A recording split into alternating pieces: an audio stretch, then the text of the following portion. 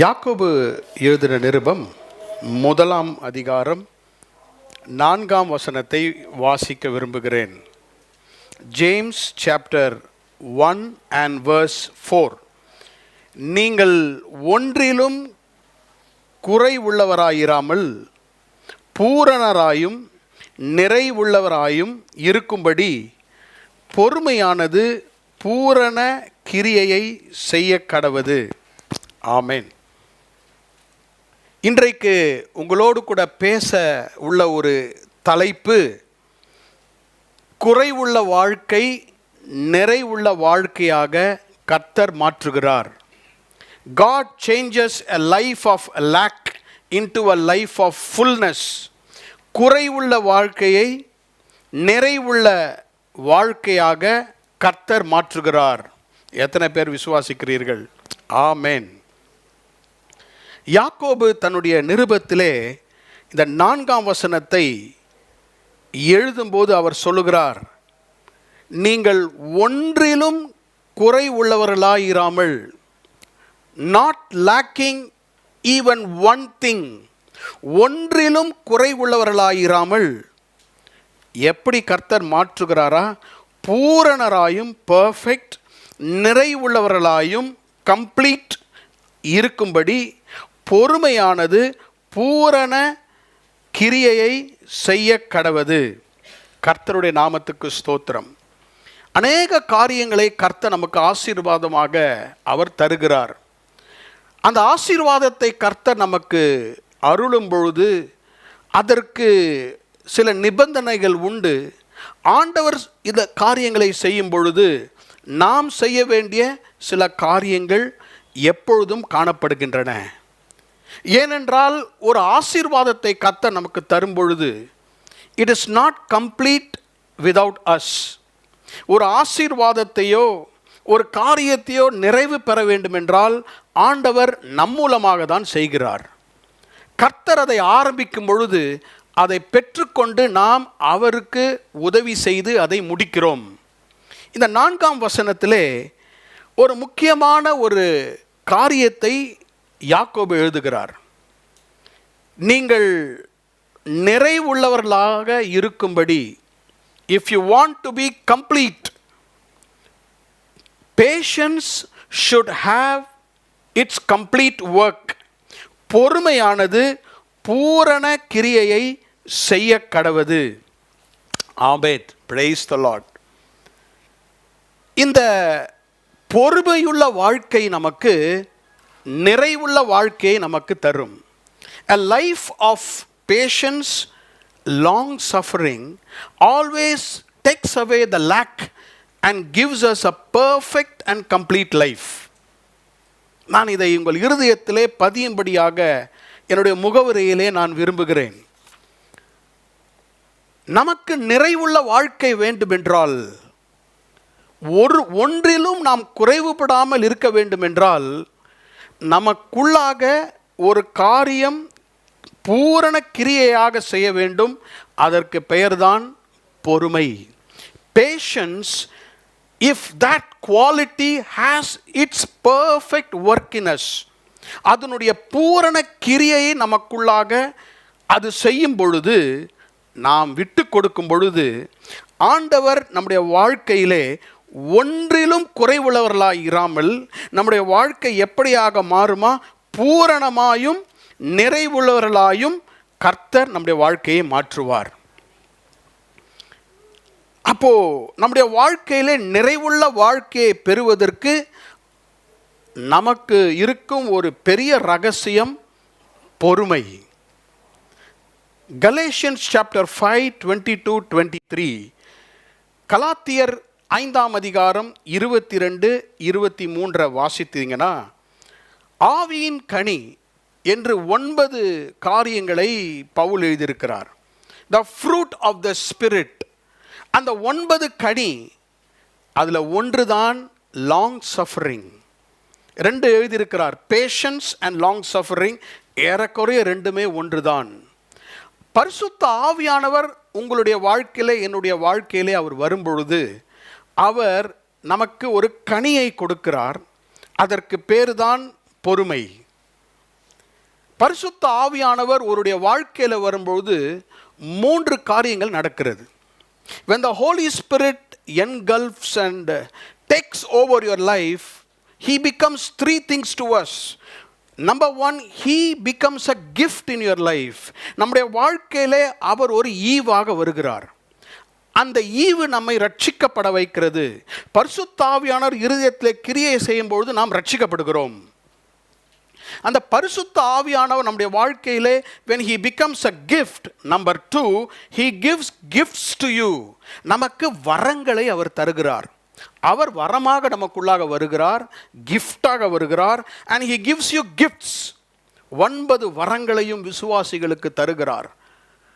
1 கொரிந்தியர்ல 12ஆம் அதிகாரத்தில் வாசிக்கிற 9 வரங்களும் ஆவியானவர் நம் மூலியமாக வெளிப்படுகிறார்.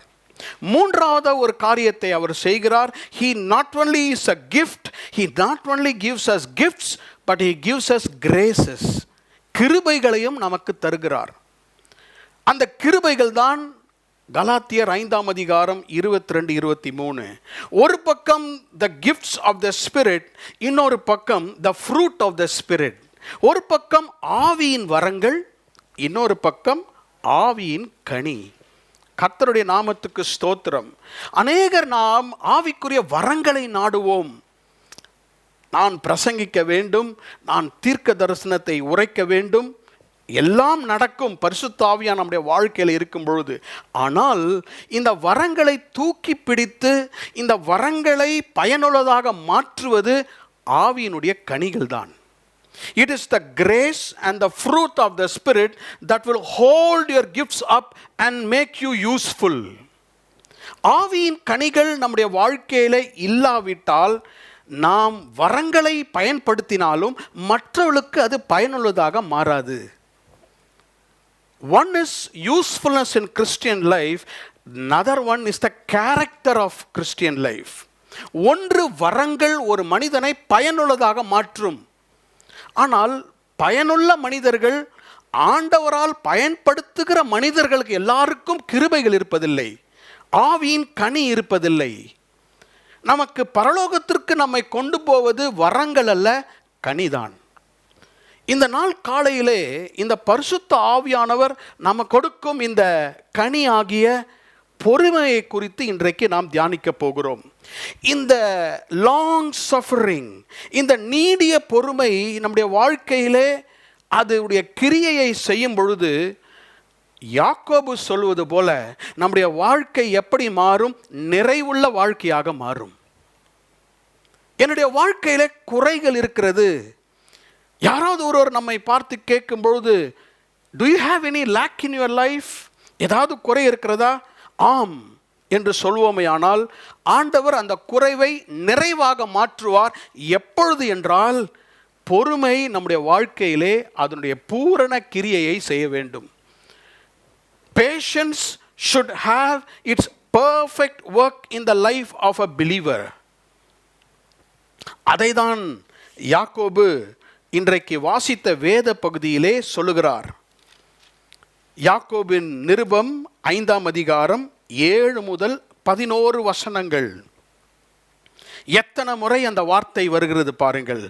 7ஆம் வசனம் நீடிய பொறுமையாயிருங்கள்.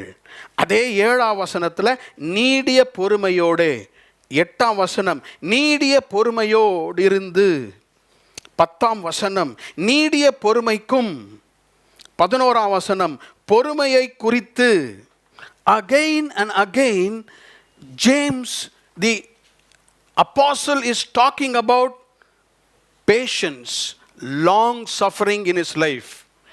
கர்த்தருடைய பிள்ளைகளுக்கு இந்த நீடிய பொறுமை, இந்த பொறுமை நம்முடைய வாழ்க்கையிலே வரும்பொழுது கர்த்தர் நம்முடைய வாழ்க்கையை ஆசீர்வதிக்கிறார்.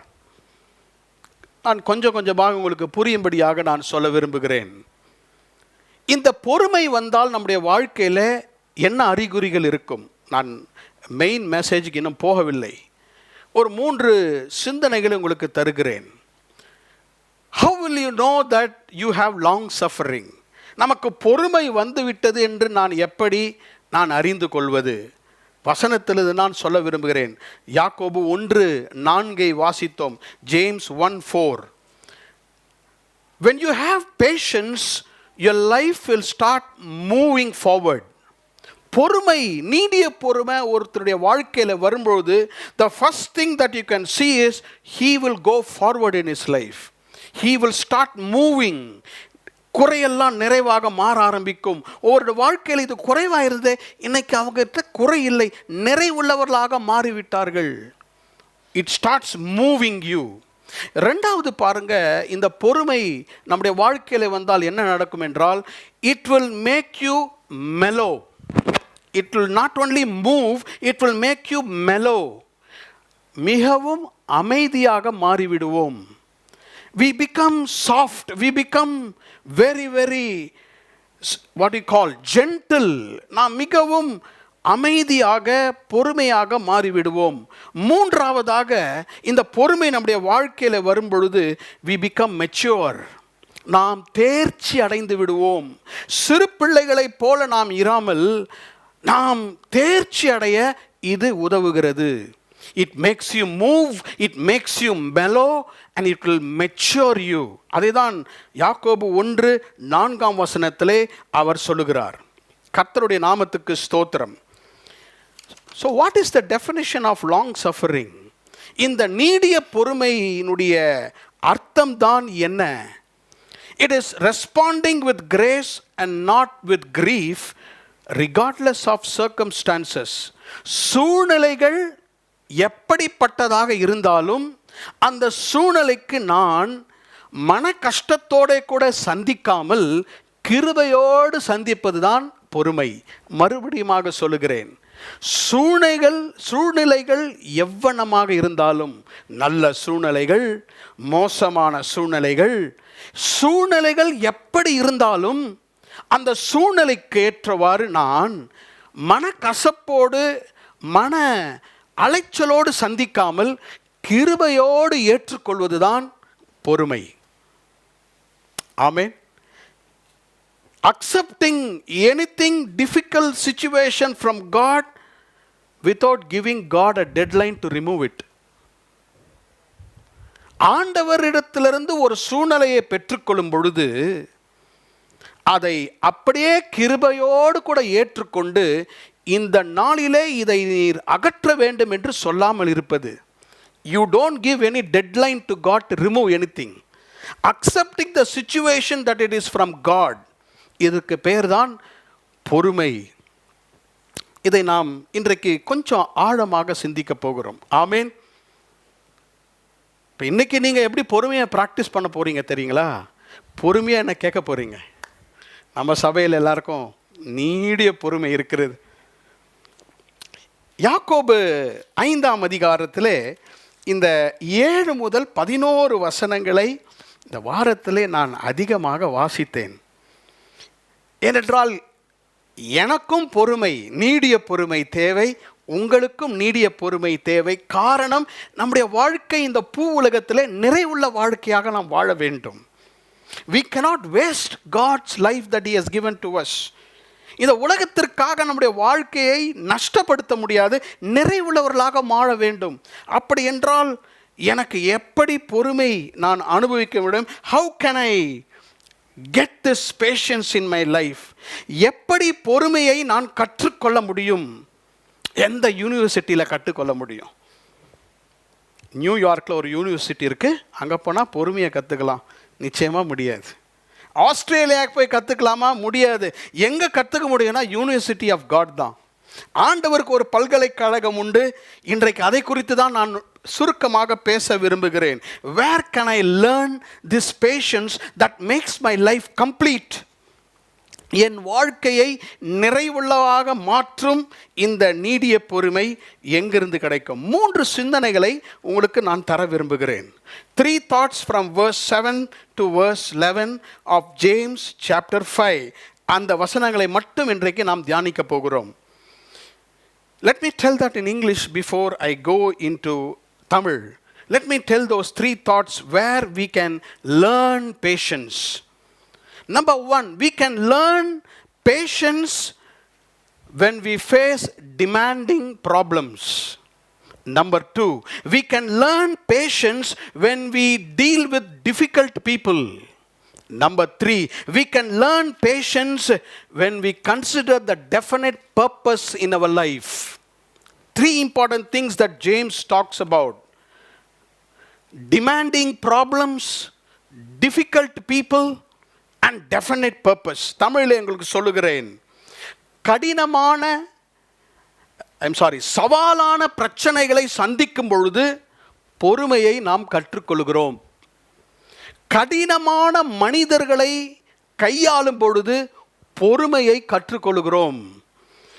கர்த்தருடைய தெளிவான நோக்கத்தை நான் அறிந்து கொள்ளும் பொழுது பொறுமையை நான் கற்றுக்கொள்கிறேன். கொஞ்சம் ஸ்ட்ராங்காக இருக்கும். அதாவது வார்த்தைகள், இந்த யாக்கோபு எழுதின நிருபம் நீங்கள் நன்றாக கவனித்தால் இது உங்களுக்கு பிரயோஜனமாக இருக்கும்னு நான் நினைக்கிறேன். 3 சந்தர்ப்பங்களிலே நாம் இந்த பொறுமையை கற்றுக்கொள்ளலாம். We can learn patience in our life through these 3 important aspects. அதை 3 தான் பார்க்குறேன். பாருங்க, 7ஆம் வசனத்தில் verse 7, James is talking about a husbandman, பயிரிடுகிறவனை குறித்து பேசுகிறார். 10ஆம் வசனத்தில் verse 10, he is talking about prophets, தீர்க்கதரிசிகளை குறித்து பேசுகிறார். 11ஆம் வசனத்தில் ஜேம்ஸ் இஸ் டாக்கிங் அபவுட் ஜோப், யோபுவை குறித்து பேசுகிறார். இதுதான் அந்த 3 குறிப்புகள்: பயிரிடுகிறவன், 2வது தீர்க்கதரிசிகள், 3வது யோபு. இந்த 3 பேரையும் கொடுத்து தான் நமக்கு இந்த உதாரணங்களை கொடுத்து நமக்கு பொறுமையை எப்படி கற்றுக்கொள்ள முடியும் என்று சொல்லுகிறார். ஆமேன். சரி, எத்தனை பேருக்கு பொறுமையாக இருக்கணும்னு விரும்புகிறீங்க? ரொம்ப சந்தோஷம். சில கை தான் மேலே போகுது. மற்றவங்களாம் குறைவாகவே வாழ்கிறேன்றாங்க. இன்றைக்கி கர்த்தர் நமக்கு இந்த ஆசீர்வாதத்தை உங்களுக்கும் எனக்கும் தருவாராக. 7ஆம் வசனத்தை வாசிக்கிறேன். Let me read verse 7. உங்கள் வேதத்தை பாருங்கள். இன்றைக்கி 7லேருந்து 11 வருஷங்களை நன்றாக விளங்கி கொண்டு தான் நாம் போக வேண்டும். இப்படி இருக்க சகோதரரே, கர்த்தர் வருமளவும் நீடிய பொறுமையாயிருங்கள். இதோ, பயிரிடுகிறவன் பூமியின் நற்பலனை அடைய வேண்டுமென்று முன்மாறியும் பின்மாறியும் வருமளவும் நீடிய பொறுமையோடே காத்திருக்கிறான். மறுபடியுமாக அந்த வசனத்தை வாசிக்கிறேன். இப்படி இருக்க சகோதரரே, கர்த்தர் வருமளவும் நீடிய பொறுமையாயிருங்கள். காரணம், இதோ பயிரிடுகிறவன் பூமியின் நல்ல பலனை அடைய வேண்டுமென்று முன்மாறியும் பின்மாறியும் வருமளவும் நீடிய பொறுமையோடே காத்திருக்கிறான். James is talking about a farmer, a husbandman. ஒரு பயிரிடுகிறவனை குறித்து யாக்கோபு நமக்கு உதாரணமாக சொல்லுகிறான். எதற்கு உதாரணமாக? பொறுமைக்கு உதாரணமாக.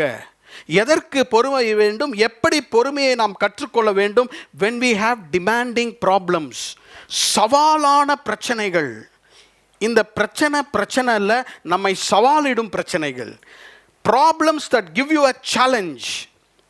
நீயா நானா பார்த்துடலாம். இப்படிப்பட்ட பிரச்சனைகள் நிறைய பேருக்கு இந்த பிரச்சனையில் இருக்குதுன்னு நினைக்கிறேன். பாருங்கள், 7ஆம் வசனத்தில் ஒரு பயிரிடுகிறவன் என்ன செய்கிறார் என்றால் 2 காரியத்தை செய்கிறார். This husbandman or the farmer does 2 things. He is keeping on working, he is keeping on waiting. அவன் உழைத்து கொண்டே இருக்கிறான், அவன் காத்து கொண்டே இருக்கிறான். பயிரிடுகிறவன் பூமியின் நல்ல பலனை அடைய வேண்டும் என்று முன்மாரியினுடைய மழை பின்மாரியினுடைய மழை வழுமளவும் நீடிய பொறுமையோடு காத்திருக்கிறான். நான் ஏன் இதை உங்களுக்கு சொல்கிறேன் என்றால், பல காரியங்களை ஒரு பயிரிடுகிறவன் செய்ய முடியும். It is not like pressing some buttons and ordering on Zomato, food is coming. No. பயிரிடுதல் என்பது ஒரு பெரிய ப்ராசஸ். அது ஒரு பெரிய ஒரு காரியம். பாருங்கள், அவன் என்ன செய்ய வேண்டும்? பூமியை முதலாவதாக ஆயத்தப்படுத்த வேண்டும். He has to prepare the soil. அந்த பூமி, அந்த நிலத்தை ஆயத்தப்படுத்தின பிறகு அவன் என்ன செய்ய வேண்டும்? அதை உழுது கொள்ள வேண்டும். He has to plow it. மணலை உழ வேண்டும். அடுத்து அவன் என்ன செய்ய வேண்டும்? விதையை விதைக்க வேண்டும். விதையை விதைத்த பிறகு அவன் வானத்தை பார்க்கிறான், எப்பொழுது மழை வரும். நமக்கு யார் மழை வரும்னு சொல்கிறாங்க? அவங்க சொல்லும் போது வராது, அவங்க சொல்லாமல் இருக்கும்போது மழை வரும். அப்போது மழையை அனுப்புவது கர்த்தர் தான். எப்பொழுது அனுப்புவார் எனக்கு தெரியாது. நான் நிலத்தை ஆயத்தப்படுத்தி விதை விதைத்திருக்கிறேன், கர்த்தர் மழையை தருவார். ஒவ்வொரு நாளும் வந்து வானத்தை பார்க்கிறான், விதை விதைத்திருக்கிறேன், கர்த்தர் மழையை தர வேண்டும். இஸ்ரவேல் தேசத்தில் 2 விதமான மழை இருந்தது. ஒரு மழைக்கு பெயர் முன்மாறி, இன்னொரு மழைக்கு பெயர் பின்மாறி. Former rain, later rain. 2 மழைக்கும் அவன் காத்திருக்க வேண்டும். முதல் மழை என்ன செய்கிறது? பூமியை ஆயத்தப்படுத்துகிறது. 2வது மழை என்ன செய்கிறது? விளைச்சலுக்கு அது உதவி செய்கிறது. இவன் அதற்காக காத்திருக்கிறான். He has to wait for some time. கொஞ்ச நாட்கள் அதற்காக காத்திருக்க வேண்டும். மார்க் எழுதின சுவிசேஷம் 4ஆம் அதிகாரம் 28ஆம் வசனத்தை வாசித்தால் எப்படி அந்த பயிர் வெளியே வரும்? இயேசு கிறிஸ்து சொல்லுகிறார், முதலாவதாக நீங்கள் அந்த விதையினுடைய முளையை பார்ப்பீர்கள், அதற்கு பிறகு கதிர்களை பார்ப்பீர்கள், அதற்கு பிறகு கதிர்களுக்கு மேலே தானியங்கள் வரும், அதற்கு பிறகுதான் விளைச்சல் வரும், அதற்கு பிறகுதான் அறுப்பு வரும். இதெல்லாம் ஒவ்வொரு ப்ராசஸ். ஒவ்வொருக்கு நடுவுலையும் நேரங்கள் இருக்கிறது, காலங்கள் இருக்கிறது. ஒவ்வொரு காலத்திற்கும் இந்த பயிரிடுகிறவன் என்ன செய்ய வேண்டும்? He has to keep working and he has to keep waiting. அவன் வேலை செய்து உழைத்து கொண்டே இருக்க வேண்டும். 2வது என்ன செய்ய வேண்டும்? காத்திருக்க வேண்டும். அவன் ஃபேஸ் பண்ணுகிற பிரச்சனைகள் என்ன? What are the problems that he will encounter? மழை வருவதில்லை. எப்போதும் வரும், அளவாக தான் பெய்ய வேண்டும். அதிகமாக பெய்து விட்டால் என்னுடைய செடிகள், கதிர்கள் எல்லாம் நாசமாகிவிடும். He is waiting. அவன் பொறுமையோடு அவன் காத்திருக்கிறான். இப்படி இருக்க சகோதரரே, நீடிய பொறுமையா இருங்கள். பயிரிடுகிறவன் பூமியினுடைய நற்பலனை அடைய வேண்டும் என்று. எதற்காக அவன் காத்திருக்கிறான்? அவனுக்கு நிறைய பிரச்சனை இருக்கிறது. Why is he waiting? He will get something precious. பூமியிலிருந்து நல்ல பலன் கிடைக்க போகிறது. He is going to get something, he is going to get something precious. இதற்காக நான் காத்திருப்பேன், உழைத்து கொண்டே இருப்பேன், காத்து கொண்டே இருப்பேன். I will keep working and I will keep waiting. நான் ஒவ்வொரு நாளும் அதை பார்த்து கொண்டு அதற்காக உழைத்து கொண்டே இருப்பேன், ஒவ்வொரு நாளும் அதற்காக காத்து கொண்டிருப்பேன். எனக்கு அன்பான சகோதர சகோதரிகளே, நம்முடைய வாழ்க்கையிலே இது எப்படி நமக்கு யாக்கோபு பயனுள்ளதாக நமக்கு சொல்லுகிறார்? நம்முடைய வாழ்க்கையில் நமக்கு அதிகமான சவால் கொடுக்கும் பிரச்சனைகள் இருக்கிறது. We get a lot of demanding problems. சவால் உள்ள பிரச்சனைகள் என்றால் the problem will call you. Brother, sister, I am the problem. Give me attention. Solve me. அந்த பிரச்சனை உங்களை கூப்பிட்டு கொண்டே இருக்கும். காலைல ஏஞ்சா அந்த பிரச்சனை மனதுக்கு வரும். You didn't deal with me? Deal with me. I will not give you sleep. You cannot eat. பசி எடுக்காது, தூக்கம் வராது. இந்த பிரச்சனை உங்கள் மேலே ஒரு டிமாண்டை கொண்டு வந்துட்டே இருக்கும். அப்போ இதை நம்ம எப்படி கையாளுவது? எப்படி நமக்கு பொறுமை வரும்? இதற்காக எப்படி காத்திருப்பது? வேதம் சொல்லுகிறது, இந்த நிலம் என்பது நம்முடைய இருதயம். The soil is our heart. லூக்கா எழுதின சுவிசேஷம் 8ஆம் அதிகாரம் 11ஆம் வசனத்தை நீங்கள் வாசித்தால் வேத புத்தகம் சொல்லுகிறது, நிலம் என்பது உங்களுடைய இருதயம், விதைகள் என்பது கர்த்தருடைய வசனம். கர்த்தருடைய வசனம் உங்களுடைய இருதயத்திலே விதைக்கப்படுகிறது. நன்றாக நீங்கள் இந்த அப்ளிகேஷனை நல்லா கவனிக்க வேண்டும். நீங்கள் பயிரிடுகிறவர்கள், நீங்களும் நானும் we are husbandmen, we are sowing. நாம் பயிரிடுகிறவர்கள். எங்கு பயிரிடுகிறோம்? இருதயம் தான் நமக்கு நிலம். உங்களுக்கு இருக்கிற இருதயம், என்னுடைய உள்ளம் தான் இருதயம். இந்த இருதயத்திலே கர்த்தருடைய வசனத்தை பயிரிடுகிறோம். இந்த இருதயத்துக்கு நிறைய சீசன்ஸ் இருக்கிறது. இருதயத்திற்கு சம்மர் சீசன் இருக்கிறது. இந்த நிலமாகிய இருதயத்திற்கு வின்டர் இருக்கிறது. அந்த சீசனுக்கு ஏற்றவாறு தான் விதையை அது ஏற்றுக்கொள்ளும். இன்னைக்கு எவ்வளோ பேர் வசனத்தை கேட்குறாங்க. இன்றைக்கும் நிறைய பேர் கேட்டுட்டு இருக்கீங்க. சில பேருடைய இருதயத்தை தான் வசனம் கிரியை செய்து, சில பேருடைய இடத்துல கிரியை செய்த காரணம் இருதயத்தினுடைய நிலைமை. இருதயத்தினுடைய நிலைமை எப்படி இருக்கிறதோ அப்போ தான் வசனம் கிரியை செய்யும். கவனிக்கிறீங்களா? இதுதான் குறிப்பு. இதை நீங்கள் விட்டுறவே கூடாது. எப்பொழுது என்னுடைய வாழ்க்கை நிறைவாக மாறும், இந்த ப்ராப்ளம் சுற்றி எனக்கு இருக்கிறது, ஒரு நிலம் இருக்கிறது, அந்த விதை புதைக்கப்பட்டிருக்கிறது, விதைக்கப்பட்டிருக்கிறது, அட்மாஸ்பியர் எல்லாம் டிமாண்டிங், மழை வருமா, ஹீட் இருக்கிறோமா, என் இருதயத்திலே கர்த்தருடைய வசனம் விதைக்கப்பட்டிருக்கிறது. ஆனால் அந்த வசனம் முளைத்து கதிர்விட்டு எழும்ப வேண்டும் என்றால் இருதயமாகிய நிலம் பண்படுத்தப்பட்டிருக்க வேண்டும். Hearts need to be established. அதை தான் யாக்கோபு சொல்லுகிறார். அதிகமான காரியங்கள் இருக்கிறது, என்னால் எல்லாத்தையும் சொல்ல முடியல. If you want to face difficult and this demanding problems, இப்படிப்பட்ட நம்மை அட்டென்ஷனுக்காக கூப்பிடும் பிரச்சனைகள், சவாலுள்ள பிரச்சனைகளை பொறுமையோடு நீங்கள் சந்திக்க வேண்டும் என்றால் இருதயம் பண்படுத்தப்பட்டிருக்க வேண்டும். இருதயத்திலே கர்த்தருடைய வசனம் விதைக்கப்பட்டிருக்க வேண்டும். எத்தனை பேருக்கு நான் சொன்னது புரியுது?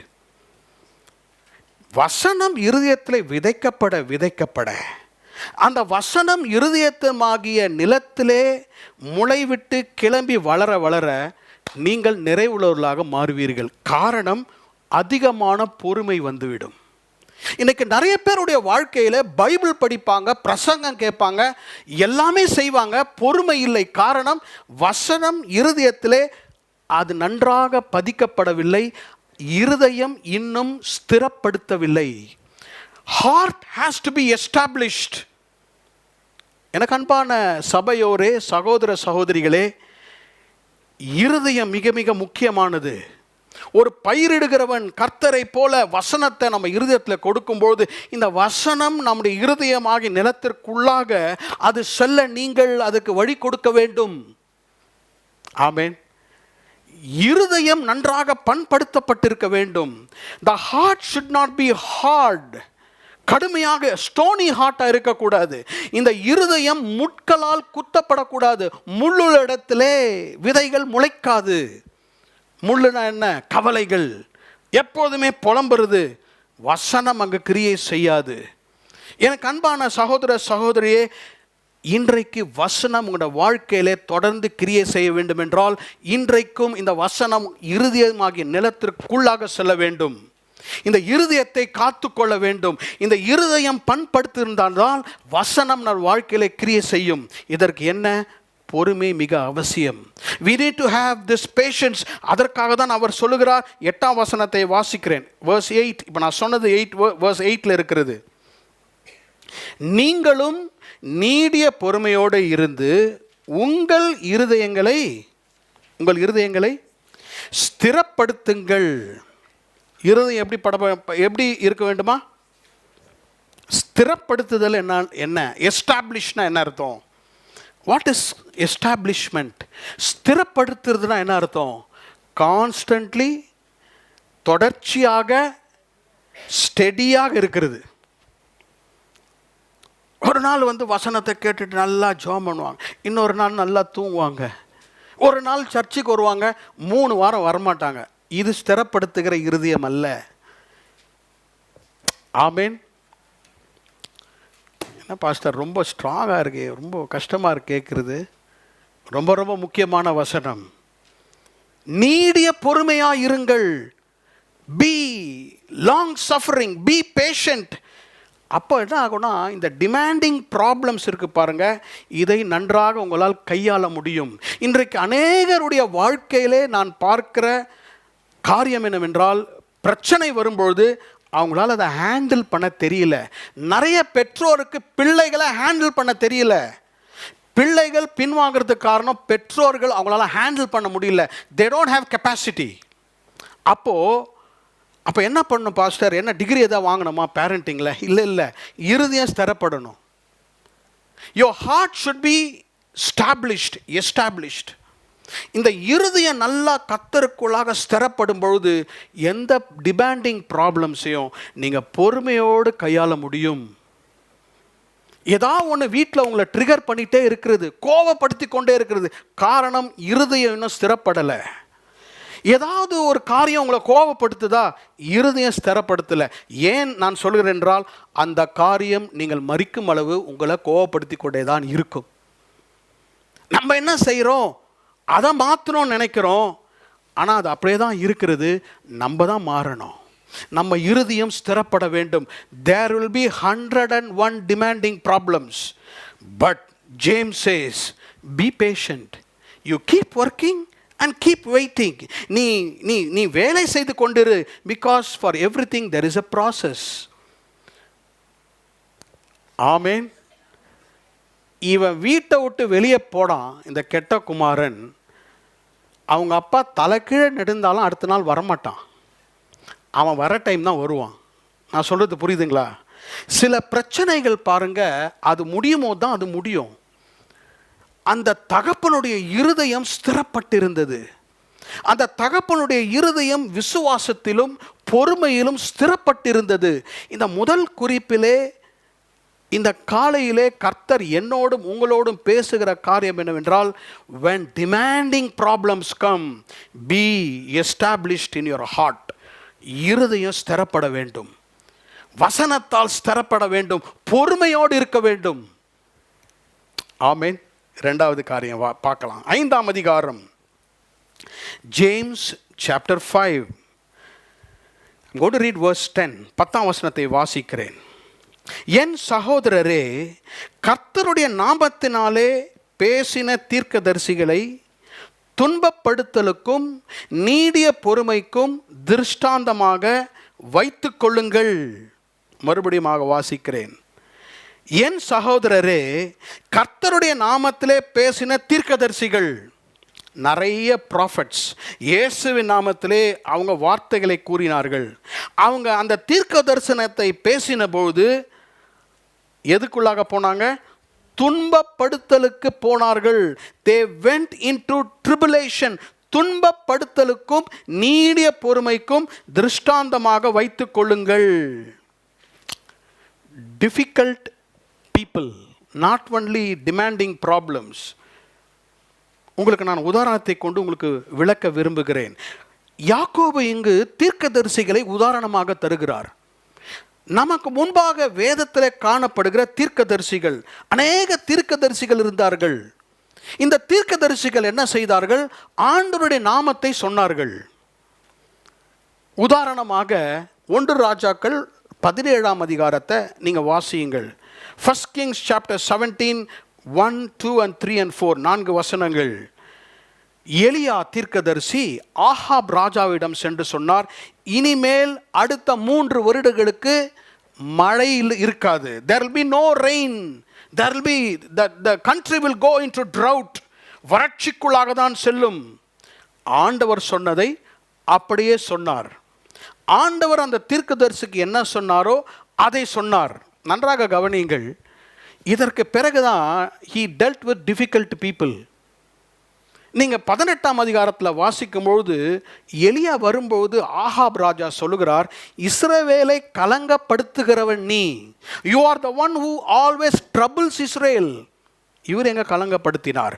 ஆண்டவர் சொன்ன வார்த்தைகளை சொன்னார். என்ன நடந்தது? மழை வரவில்லை, தேசமெங்கும் வறட்சி, எலியாவுக்கும் வறட்சி. அவனும் அந்த பிரச்சனைக்குள்ளாக தான் சென்றான். கர்த்தர் அவனை ஆசீர்வதித்தார். இங்கு நான் சொல்லுகிற குறிப்பு இதுதான். He dealt with difficult people. தேவனுடைய தீர்க்கதரிசிகள் தேவனுடைய வசனத்தை வசனமாக சொல்லும் பொழுது எல்லாரும் ஏற்றுப்பாங்கன்னு நினைக்கிறீங்களா? யாருமே ஏற்றுக்கொள்ள மாட்டார்கள். அந்த நாட்களிலே தீர்க்கதரிசிகள் மனிதர்களுக்காக வாழவில்லை, கர்த்தருக்காக வாழ்ந்தார்கள்.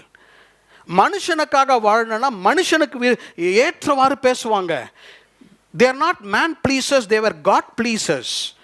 ஆண்டவர் என்ன சொன்னாரோ அதை சொன்னாங்க. இது நிமித்தமாக என்ன ஆச்சு? பிரச்சனைகள் வந்தது. எரேமியாவை கொலை செய்ய நினைத்தார்கள், தீர்க்கதரிசிகளை துன்பப்படுத்தினார்கள். தீர்க்கதரிசிகள் பொறுமையோடு இருந்தார்கள். Difficult people were coming against them, இந்த கஷ்டப்பட்ட ஜனங்கள் அவங்களுக்கு எதிராக வரும்போது மிகவும் மிகவும் மிகவும் பொறுமையாக இருந்தார்கள். இன்றைக்கு நமக்கு கர்த்தர் கொடுக்கிற ஒரு வசனம் என்னவென்றால், when you face difficult people, learn something, be patient. பொறுமையாக இருங்கள். எலியா பொறுமையாக இருந்தார். தீர்க்கதரிசிகள் வாழ்க்கையில மிகவும் பொறுமையாக அவர்கள் காணப்பட்டார்கள்.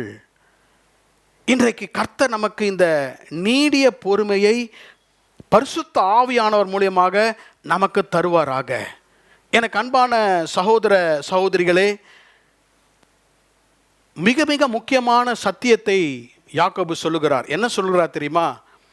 You can never learn patience from easy people. You can learn patience only from difficult people. யாரும் ஆமேன்னு சொல்லலையே. நம்ம என்ன நினைக்கிறோம்? எல்லாரும் ஈஸியாக இருக்கணும், இவங்கெல்லாம் நமக்கு ஒத்து வரணும், இவங்க நமக்கு கோஆப்ரேட் பண்ணணும். நான் சொல்கிறேன், 1% கூட அது நடக்காது. காலையில் எழுப்பி சர்ச்சு கூட்டு வரத்துக்குள்ளே பாதி ஆவி நமக்கு போயிடும். பேரண்ட்ஸுக்கு இவங்களை கூட்டிகிட்டு போகணுமா, ஆளை விட்டுருங்கப்பா, வெரி வெரி டிஃபிகல்ட், நான் நல்லா இருக்கணுமா, வேணாம் என்னை விட்டுருங்க, எவ்வளோ சொல்கிறோம் பாருங்கள். ஆனால் ஈஸி பீப்புளை தேடி போனோன்னா உங்களுக்கு பொறுமையே வராது. எல்லாத்துக்கும் கை தட்டுறாங்க பாருங்கள், எல்லாத்துக்கும் நமக்கு முகஸ்துதி சொல்கிறாங்க பாருங்கள். சும்மா முகத்தில் சொல்கிறவங்க கூட போனீங்கன்னா, யாக்கோபு சொல்கிறபடி நான் சொல்கிறது இல்லை, நமக்கு பொறுமை வராது. எப்போ பொறுமை வரனா, only when you deal with pastor, வீட்டுக்குள்ளே டிஃபிகல்ட் பீப்புள், வேலைக்கு போனால் டிஃபிகல்ட் பீப்புள், வண்டி ஓட்டிட்டு போனால் ரோடெல்லாம் டிஃபிகல்ட் பீப்புள். இதுதான் கிறிஸ்தவ வாழ்க்கை. அப்போ நமக்கு என்ன வரும்? பொறுமை வரும். உங்கள் பொறுமையை டெவலப் பண்ணமா, டிஃபிகல்ட் பீப்புள் தான், கடினமான ஜனங்கள் தான், கடினமான பிள்ளைகள், கடினமான ஜனங்கள். ஆஃபீஸில் உங்களை வந்து ப்ரொவோக் பண்ணிகிட்டே இருப்பாங்க. என்ன ப்ரொவோக் பண்ணுவாங்க? உங்களை கோபம் ஊட்டிகிட்டே இருப்பாங்க, உங்களை பற்றி தப்பாக சொல்லுவாங்க. இப்போது பாருங்கள், இந்த டிஃபிகல்ட் பீப்புளுக்கு பின்னால் யார் இருக்கிறார் என்றால் சாத்தான் இருக்கிறான். அதன் பிறகு நான் உங்களுக்கு சொல்லுகிறேன், இந்த டிஃபிகல்ட் பீப்புளை நம்ம ஹேண்டில் பண்ண கற்றுக்கணும். How to deal with difficult people. What is புக்கெல்லாம் இருக்குது, 21 ways to deal with difficult people, 7 ways. இதெல்லாம் சும்மா எழுதுகிறாங்க. ஆனால் உண்மையாகவே வேத வசனம் சொல்லுகிறது, கடினமான கணவர், கடினமான மனைவி, கடினமான பிள்ளைகளை எப்படி நான் கையாளுவது? பொறுமையாக இருங்கள், நீடிய பொறுமையாக இருங்கள். இது எப்படி ஆகும்? ஆகும் பரிசுத்த ஆவியானவரால். அதான் ஃப்ரூட் ஆஃப் த ஸ்பிரிட். இன்னையிலிருந்து நமக்கு ஜிம்முக்கு போக தேவையில்லை, எதுக்கும் போவானா, பொறுமையாக இருக்க கற்றுக்கணும். பொறுமையாக இருக்க எது தேவை? இருதயம் ஸ்திரப்பட வேண்டும். There will always be difficult people who will always provoke you. உங்களை தூண்டிக்கொண்டே இருப்பார்கள். கவலைப்படாதீர்கள், கர்த்தர் நமக்கு கிருபை தருவார். ஆமென். கடைசியாக ஒன்றை சொல்லி நான் முடிக்க விரும்புகிறேன். ஜேம்ஸ் சாப்டர் 5, யாக்கோபு 5ஆம் அதிகாரம் 11ஆம் வசனம். இதோ பொறுமையாய் இருக்கிறவர்களை பாக்கியவான்கள் என்கிறோமே, யோபின் பொறுமையை குறித்து கேள்விப்பட்டிருக்கிறீர்கள், கர்த்தருடைய செயலின் முடிவையும் கண்டிருக்கிறீர்கள், கர்த்தர் மிகுந்த உருக்கமும் இரக்கம் உள்ளவராய் இருக்கிறாரே. ரொம்ப அழகாக இருக்குது. இந்த ஒவ்வொரு சென்டென்ஸையும் என்னால் ரொம்ப நேரம் பேச முடியும். இதோ பொறுமையாக இருக்கிறவர்களை பாக்கியவான்கள் என்றுகிறோமே. சில வீட்டுக்கு போனால் சொல்லுவாங்க, பாஸ்டர் எங்கள் ஹஸ்பண்ட் பொறுமைசாலி பாஸ்டர். என்ன சொல்கிறாங்கன்னா, ரொம்ப ரொம்ப பாக்கியவான். அப்படிலாம் ஹஸ்பண்ட்ஸ் இருந்தால் கர்த்தர் உங்களை ஆசீர்வதிப்பார். கணவரை குறித்து சாட்சி யார்கிட்ட கேட்கணும்னா மனைவிகிட்ட தான் கேட்கணும், வேறு யார்கிட்ட கேட்காதீங்க. ஆஃபீஸில் சொல்லுவாங்க எங்கள் ஹஸ்பண்ட் பெரிய ஆள், அதெல்லாம் இல்லை. மனைவியை பற்றி யார் சாட்சி கொடுக்கணும்? கணவன் தான் கொடுக்கணும். நம்ம வீட்டில் நம்ம பற்றி சாட்சி இருக்கணும். பாருங்கள், யோபு ஒரு குடும்பஸ்தன். அவன் இஸ் அ ஃபேமிலி மேன். அவனுக்கு மனைவி இருந்தார்கள், அவனுக்கு 10 பிள்ளைகள் இருந்தார்கள். வேதம் சொல்கிறது அவன் ஒரு பாக்கியவான். யோபுவின் பொறுமையை குறித்து கேள்விப்பட்டிருக்கிறீர்கள். கேள்விப்பட்டிருக்கீங்களா? யாரெல்லாம் கேள்விப்பட்டிருக்கிறது? கேள்விப்பட்டிருக்கு. என்ன கேள்விப்பட்டிருக்கீங்க? ஒரு நாளில் 10 பிள்ளைகளும் மரித்து போனார்கள். ஒரே நாளிலே தன்னுடைய வீடு சொத்து எல்லாம் அழிந்து விட்டது. ஒரே நாளில் சரீரம் முழுவதும் வியாதி. Skin, he had a skin disease. எவ்வளோ பெரிய பொறுமை பாருங்க. சின்ன பின்னு கையில் கொடுத்துருச்சுன்னா உலகத்தையே கூப்பிட்டுருவாங்க. சின்ன சின்ன பிரச்சனைகள்லாம் பார்த்தீங்கன்னா பெருசாக்கிடுவாங்க. யோபுவினுடைய பொறுமையை பாருங்கள். அவன் மிகவும் பொறுமையோடு அவன் இருந்தான். இதுதான் ரொம்ப முக்கியம். இதுதான் என்னுடைய குறிப்பு. யோபுவின் பொறுமையை குறித்து கேள்விப்பட்டிருக்கிறீர்கள். இதுதான் முக்கியம். கர்த்தருடைய செயலின் முடிவை கண்டிருக்கிறீர்கள். எல்லாரும் சொல்லுங்களேன், கர்த்தருடைய செயலின் முடிவு. மறுபடியுமாக, கர்த்தருடைய செயலின். இவ்வளோ பிரச்சனை வந்தது யோபுக்கு, பொறுமையாக இருந்தான். ஆனால் அதுக்கு ஒரு முடிவு இருந்தது. God was working. பிரச்சனை வீட்டில், but God was working. There was an end to God's working. ஆண்டவர் அவருடைய செயலுக்கு ஒரு முடிவை கொண்டு வந்தார். யோபின் வாழ்க்கையில் ஒரு முடிவு வைத்திருந்தார். யோபின் வாழ்க்கையில் ஒரு சித்தத்தை வைத்திருந்தார். அதை தான் நான் என்ன சொல்கிறேன், definite purpose in his life. யோபினுடைய வாழ்க்கையிலே கர்த்தர் தெளிவான ஒரு நோக்கத்தை வைத்திருந்தார். ஏன் இவ்வளவு இழப்புகள், ஏன் இவ்வளவு பிரச்சனைகள்? சொந்த மனைவி வந்து சொன்னார், தேவனை சபித்து உன் ஜீவனை விட்டுவிடு. Why did he go through all these troubles? Why was Job patient? யோபு எப்படி, எதற்காக பொறுமையாக இருந்தான்? ஆண்டவர் ஒரு செயலை நடத்தி கொண்டிருந்தார். அந்த செயலுக்கு ஒரு முடிவை கொண்டு வந்தார். உங்கள் வாழ்க்கையில் கர்த்தர் ஒரு முடிவை வைத்திருக்கிறார். நான் மரணத்தை குறித்து சொல்லவில்லை. உங்கள் வாழ்க்கையினுடைய சித்தத்தை அவர் வைத்திருக்கிறார். உங்களை எப்படி வணைய வேண்டும், என்னை எப்படி வணைய வேண்டும், நம்ம பிள்ளைகளை எப்படி வணைய வேண்டும் என்று கர்த்தர் ஒரு செயலின் முடிவை வைத்திருக்கிறார். அந்த முடிவு எப்படி நிலை பெறும் என்றால் பொறுமை. என் வாழ்க்கையில் என்ன நடந்தாலும் நான் பொறுமையாக இருப்பேன். ஏனென்றால் கர்த்தர் என் வாழ்க்கையில் ஒரு தெளிவான நோக்கத்தை வைத்திருக்கிறார். இப்போ யோபுவின் வாழ்க்கையில் இவ்வளோ இழப்புகள், யோபின் வாழ்க்கையில் டிசர்ஷன் அண்ட் டிசீஸ், வியாதி வந்தது, எல்லாம் எதிர்ப்பு. All the friends were against Job, but he was very very patient. ஏன் அவன் இவ்வளோ பொறுமையாக இருக்கிறான்? ஏன் வேதம் சொல்கிறது யோபுவின் பொறுமையை பாருங்கள் என்று? ஏன் வேதம் சொல்கிறது என்றால், அவன் உள்ளத்தின் ஆழத்தில் ஒரு காரியத்தை அறிந்திருந்தான். என்ன காரியம் தெரியுமா? கர்த்தர் என்னை குறித்த ஒரு தெளிவான நோக்கம் வைத்திருக்கிறார். எனக்கு நல்லா தெரியும் கர்த்தர் என்னோட இருக்கிறார்.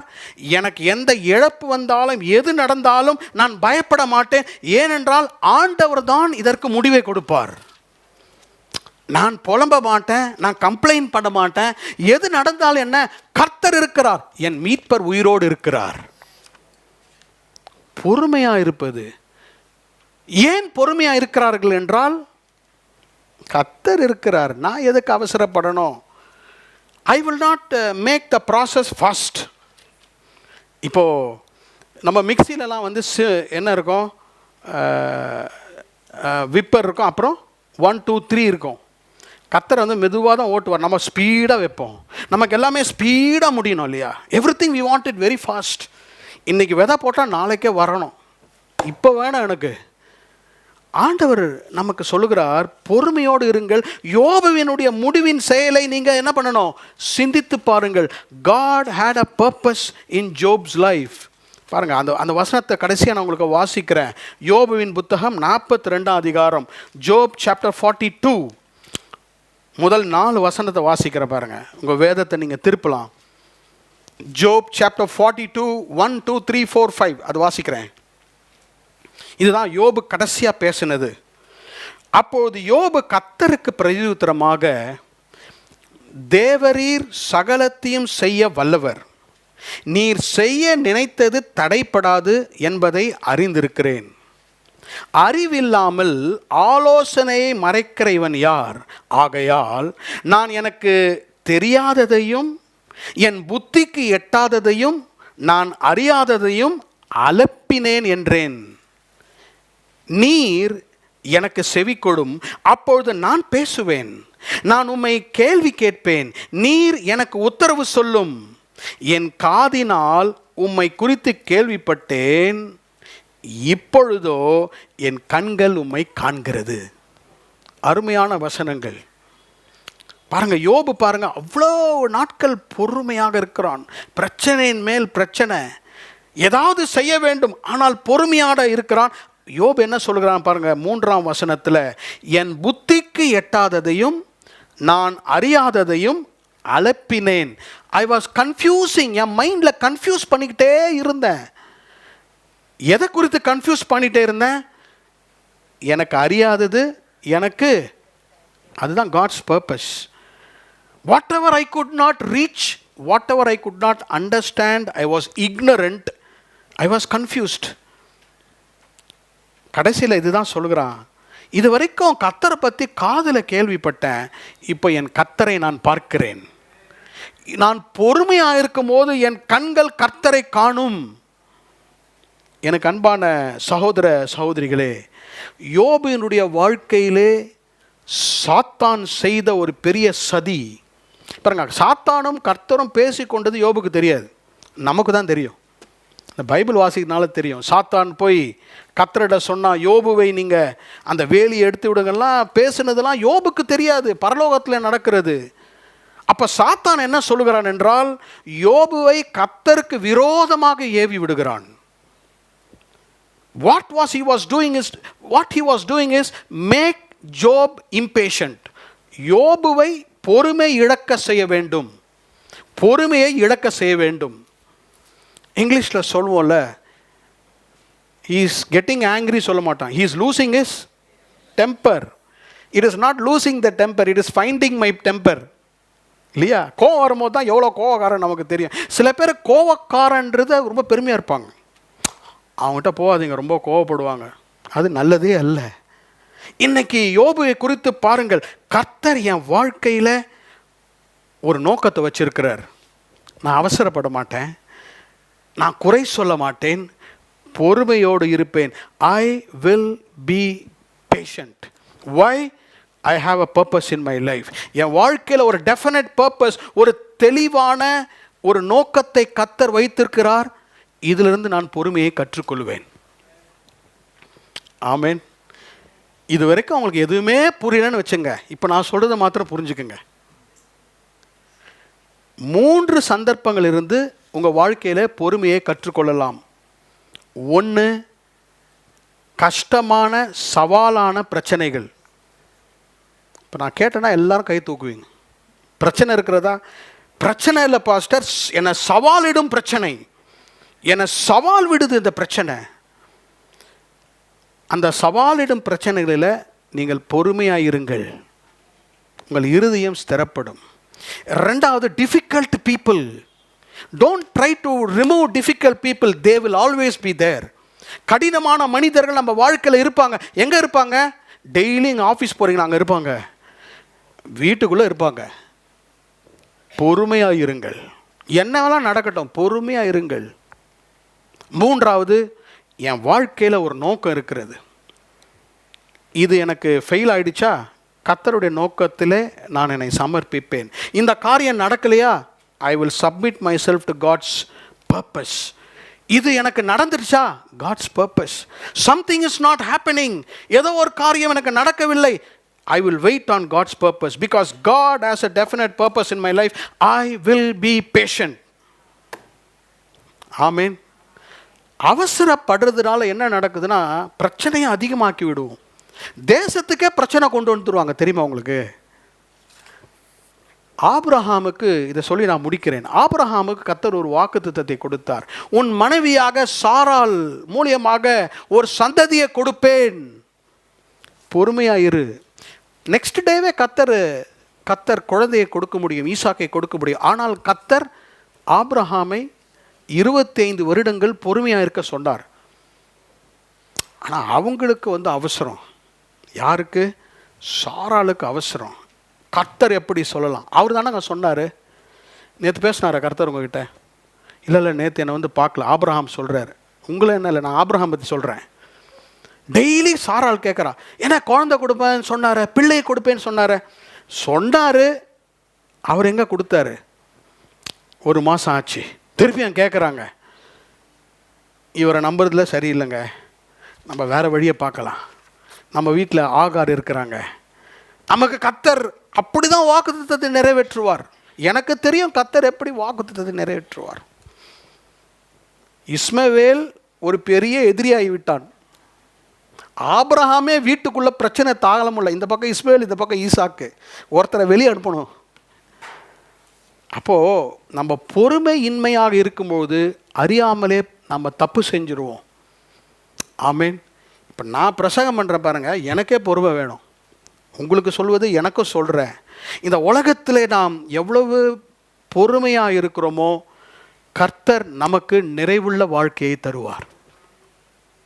பொறுமையை இழந்துட்டோன்னா நம்முடைய மனசாட்சி நம்ம எப்போதுமே பாதிக்கும். இது எப்படி கிடைக்கும் அப்படின்னு நீங்கள் நினச்சிங்கன்னா, it is the fruit of the spirit. பரிசுத்த ஆவியானவர் நம்முடைய வாழ்க்கையிலே இந்த நீடிய பொறுமையை தருவார். ஆமேன். நீங்கள் நோட் புக் பைபிள்லாம் க்ளோஸ் பண்ணிட்டு அவ்வளோதான், இன்றைக்கி இதுக்கு நமக்கு சம்மந்தம் இல்லை, அடுத்த வாரம் வந்து கேட்கலான்னு நினைக்காதீங்க. உங்களுக்கு தான் கர்த்தர் பேசுகிறார், எனக்கு கர்த்தர் பேசுகிறார். ஆண்டவர் நம்முடைய வாழ்க்கையை நிறைவுள்ள வாழ்க்கையாக கர்த்தர் மாற்றுவார். ஆமேன். ஒரு சிலர் பார்த்துருக்கேன், பயங்கர கோபமாக பேசுவாங்க ஃபோனில், வீட்டில் சண்டை போட்டுகிட்டே இருப்பாங்க, மனைவியோடு சண்டை பயங்கரமாக போடுவாங்க. பார்த்துருக்கேன் நான் நேர்லேயே பார்த்துட்டு தான் சொல்கிறேன். பயங்கரம் சண்டை போடுறாங்க. ஒரு ஃபோன் அடிக்குது, பயங்கரமாக சண்டை போடும்போது நேராக ஃபோன் எடுத்து, ஹலோ எப்படி இருக்கிறீங்க, அவ்வளோ பொறுமையாக பேசுவாங்க. அப்போ நான் யோசித்தேன், இவ்வளோ நேரம் இவ்வளோ கோபமாக பேசுனாங்க, தெரியாதவங்களோட எப்படி பேசுகிறாங்க, தெரிஞ்சவங்களோட. நான் சொல்கிறது உண்மையா? நம்ம பற்றி தானே சொல்கிறேன் நான். தெரிஞ்சவங்களோட கோவப்படுவாங்க, தெரியாதவங்களோட பொறுமையாக இருப்பாங்க. கர்த்தர் நமக்கு தெரிந்தவர்களோடு கூட பொறுமையாக இருக்க கிருபை தருவார். எழுமின்று நாம் கர்த்தரிடத்திலே இந்த நாளிலே பொறுமையை கேட்டு கர்த்தர் நம்ம ஆசீர்வதிக்கும்படியாக, Lord give me this long suffering, Lord give me this patience in my life.